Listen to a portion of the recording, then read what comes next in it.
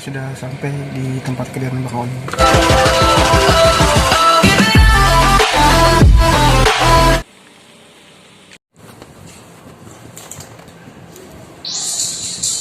Min energi itu Mesir, Palestina, Palestina. Bang Onim hukum, Masya Allah.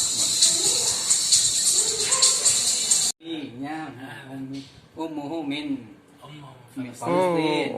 Orang pasti. Wa abuhu wa min Maluku, Indonesia. Nah.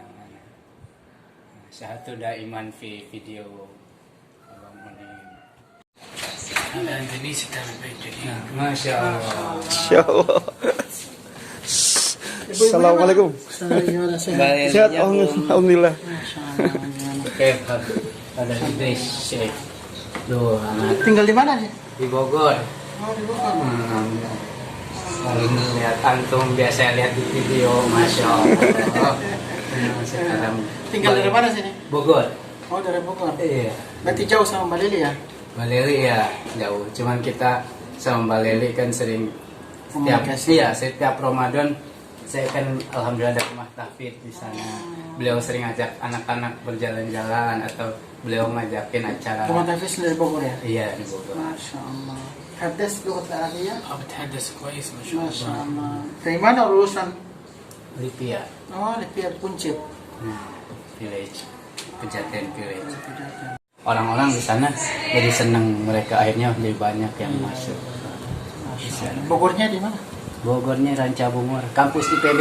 Iya, kampus lebih dekat. Pak William. Abah Roj, Aruptum, Abah Roj Bahar, Ustadz Arifin Ilham. Oh ya Allah ya Kak. Oh, ada film kan di Sentul bukan? Sentul, ya itu Abah Roj itu murabinya, gurunya. Ya. Alhamdulillah, saya sudah bersama Bang Onim di rumah kediamannya di Bekasi dan kita bisa ngobrol-ngobrol bareng dengan beliau. Oh ini. Oh, teman-teman yang lain belum datang. Pilihan sini ya, pilihan. Ini apaan nih? Oleh-oleh. Masya Allah. Ini ada pisang nugget sama bakso aci. Mungkin. Belum senang kita bahas di sini. Hah? Iya, belum senang. Silakan. Iya. Wah, udah pada besar. Enaknya ininya dikit, cuma kita aja nih, udah nggak ada. Ada, masih ada. Kalau itu ininya, sofanya digeser aja, kita lesehan aja. Lesehan. Masa paling suka lesehan. Iya benar. مبتسم تعال للكنب خليك جنب هذا احسن من المستوى.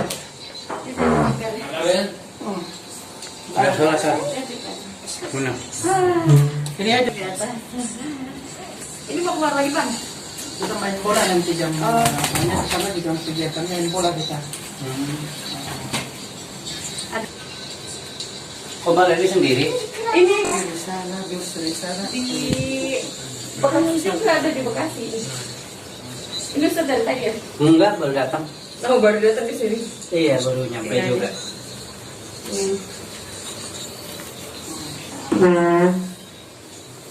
Allah. Kalau Mbak tinggalnya di sini juga? Romangun deket yang waktu pam itu kita. Oh, di situ. Iya, dekat. Ini abang berarti berapa lama di ini di Indonesia? Sekitar 6-7 bulan kali ya. Karena kan kesempatan kesini anak-anak libur kan di sana. Oh, Lama ya liburnya? Anak libur 3 bulan, tapi bisa lah diperpanjang 4 bulan. Masya Allah. Oh, libur segitu lama mereka. Libur musim panas. Oh. Kan setelah ujian akhir semester, Mm. oh iya, ujian akhir semester, biasanya libur 3 bulan. Iya, makanya kesempatan di sini kan. Iya. Ini Bang Odim nggak roadshow kayak biasa? Lebih ke sosialisasi ke ini sih, ke apa namanya toko, ke ulama, ke pejabat, Oh. sama ke mitra-mitra. Kalau untuk roadshow kayak sebelumnya kayaknya nggak cukup deh waktunya. Lebih penguatan aja ya yang udah ada. Penguatan aja ke mitra-mitra. Hmm. Kalaupun nanti ada yang ingin roadshow, dikumpulin di sentralnya, di pusatnya. Oh. Jadi nggak ke Jogja kayak dulu sama si Jum kan, Mm-mm. kita ke Surabaya, ke Mm-mm. Malang. Mm-mm. Iya. Si Juman itu. Mereka ini pasca pandemi kan. Pak Andre ya? Mm-mm. Iya. Kan dulu Pak Andre kemana? Ke Malang, ke Pontianak. Banyuwangi kita ketemu. Pasca pandemi ini kan buat jaga-jaga juga kan, khawatirnya Iya sih. sudah susun jadwal tiba-tiba pembatasan lagi kan, kasihan jamaahnya, kasihan, terus panitianya kasihan. Iya. Ustadz UYM itu Mbak Desi ya? Iya, Mbak Desi terus sama yang pemilik ini nih, Yang tentang sedekah. Iya, sedekah. Iya. Gitu ada Desi. Tapi nanti ada orang sujud ke sini.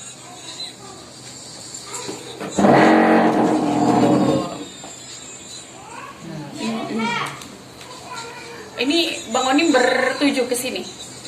Saya Berenam. berenam. Berenam. Kasih. Itu emang masih apa, rezeki Allah emang kan. Alhamdulillah. Iya, rezekinya Bang Onim. Jadi kan ini yang Pak Dimas ini tadinya rumahnya ketempatan waktu Bang Onim silaturahim di Rawamangun. Waktu itu pada kumpul kan, terus masih keep kontak sama Mbak Atin. Nah kan aku juga yang bantu-bantu di sini orang Sejum kan. Nah aku emang nempatin rumah ini. Aku nempatin rumah ini untuk jaga karena Membantu umatnya pasti dibantu oleh Allah Subhanahu wa Ta'ala. pandemi di Palestina gimana Bang? Maksudnya tetap Israel Udah. serangan? Udah ini sih pandemi sekarang udah nggak ada, kita udah cabut sih di sana. Kurang dari 1 tahun udah nggak berlaku. Karena kan mikirnya warga miskin kan kasihan. Biasanya mereka ngantri makanan tiba-tiba nggak bisa keluar dari rumah. Terus kita juga sebagai NGO nggak bisa keluar. Jadi waktu pandemi itu saya di sana kalau keluar harus minta tolong ke militer Palestina dikawal. Iya kan sepanjang jalan militer semua dijaga kan. Nah, kalau dikawal sama militer kan mereka yang bantuin kan. Jadi saat pandemi itu luar biasa, ini kayak mau kiamat ya. Di sana itu pas pandemi udah rasanya kayak nggak ada harapan hidup lagi. Karena kan kalau di sini pandemi kan masih bisa lah kan.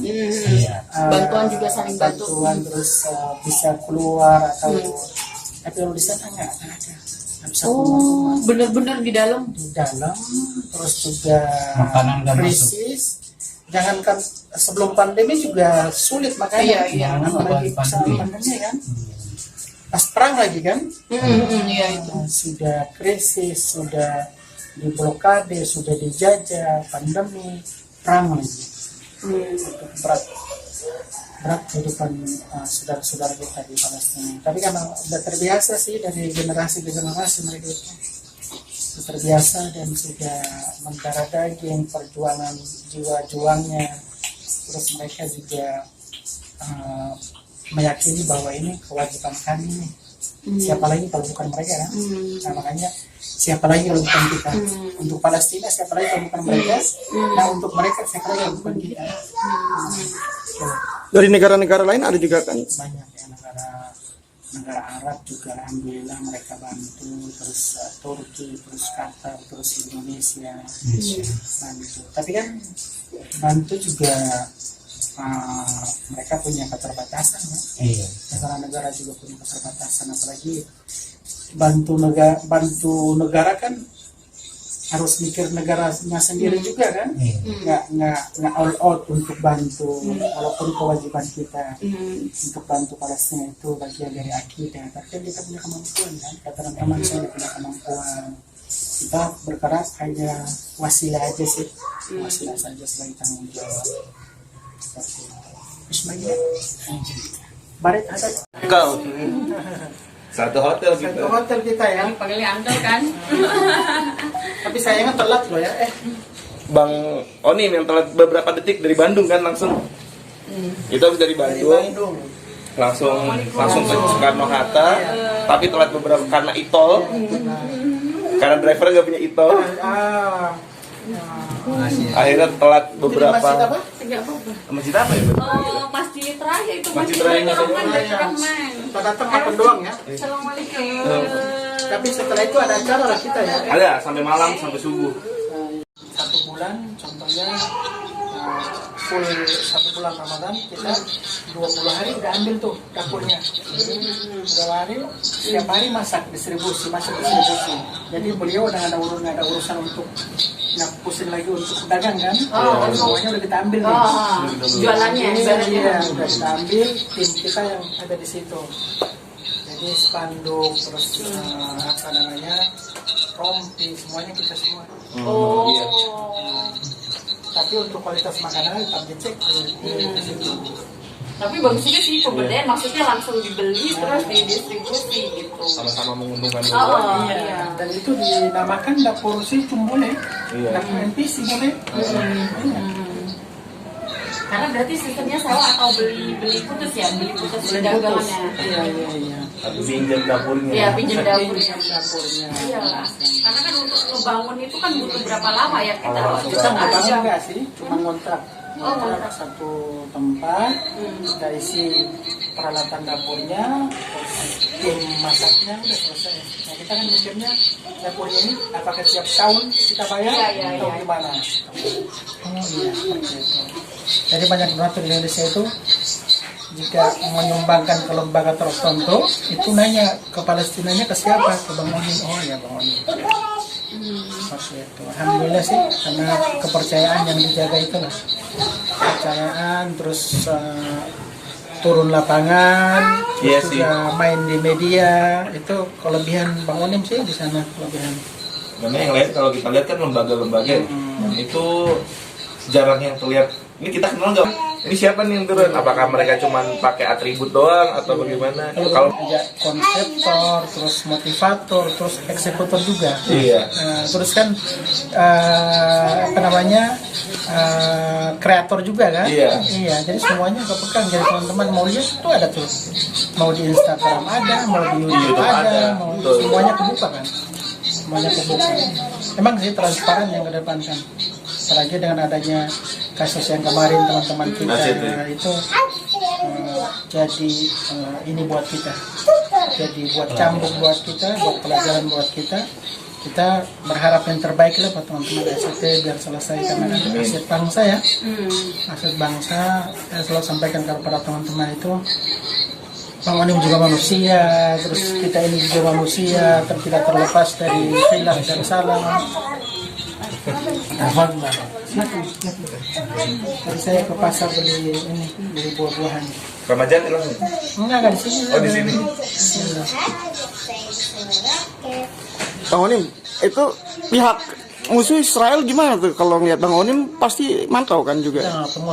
Nggak ketemu ya? Jangan tinggalnya di Gaza yang tidak ada Israelnya. Tapi setiap kali agresif pasti di situ. Jadi itu kalau saya sih prinsipnya apa namanya, jaga hati, terus keikhlasan dan mencari ridho Allah saja. Apapun yang terjadi kan bukan keputusan manusia atau Yahudi, tapi kan keputusan Allah. Serahkan semuanya, kita nyaman lah bergerak. Begitu antum sudah serahkan semuanya, antum tinggal jalan dengan amanah yang ada, udah kelar. Begitu. Tapi dapat kerikil-kerikil pernah nggak? Iya, kalau pas perang itu rumah kaca pecah, serpihan, biasa begitu. Tapi intimidasi langsung belum pernah ya? Ya itu perang itu. Itu ya, perang itu aja ya. Resiko sih. Paling kalau Bang Onim yang dapat langsung itu ketika perbatasan kali ya, pas mau pulang ke Indonesia atau kembali ke Palestina, kan lewati perbatasan tuh, nggak ada intimidasi. Oh aman.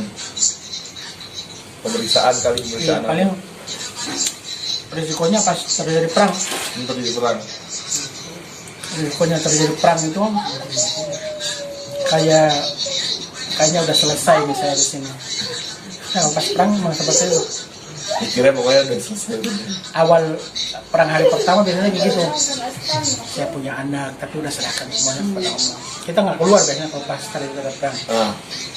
Kalau terjadi perang itu kita menjaga jarak dengan bukan mengeratkan. Jadi tadinya anak-anak main di luar, sekarang pada saat terjadi perang kita ngumpul semua. Kalaupun ambil air di kulkas, begitu selesai ambil air, lari buru-buru bergabung sama kita di bawah tangga, atau di sudut tembok kayak gitu, atau ada yang ambil makan itu buru-buru, begitu makanannya diambil kita disuruh lagi.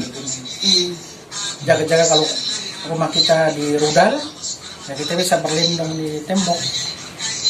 Ya gambarnya seperti itu lah. Tapi kalau rudal di sana kan kena rumah, daging kita sekecil pun nggak sisa kan? Iya kayak gitu. Berat sih di sana. Berat tapi mikirnya nanti kita ditanya di akhirat kelak nanti apa yang sudah kita lakukan terhadap negara kita, terhadap umat Allah yang ada di Palestina, itu yang berat mikirnya. Jadi pada saat hati kecil itu bertanya-tanya, ini amalan saya diterima nggak ya? Itu bisa terjadi perang nih, perang ngirim bantuan sana sini, terus ninggalin istri di rumah. Itu hati kecil itu bertanya, padahal kan ya itu antum berada di lokasi, terus di tanah yang diberkahi, iya kan? Tapi masih bertanya-tanya, apakah nanti saya pada saat terjadi perangan terus meninggal, itu amalan saya ini diterima nggak ya? Diterima nggak ya? Itu ada seperti itu. Karena kan dalam setiap menit kan kita melihat kematian kan, gitu melewat jalur tersebut ada yang meninggal kena rudal. Lihat pas ngelewatin berapa ratus meter ada satu gedung di dalamnya itu satu keluarga tertimbun meninggal. Itu ngelewatin jadi apa namanya muhasabah terus. Jadi dengan adanya melihat kematian di depan itu rajin muhasabah kita itu rajin muhasabah. Jadi uang sebesar apapun itu nggak ada apa-apanya. Uang miliaran itu bukan uang saya, itu uang orang yang harus diamanahkan, kasih dengan bantuan-bantuan.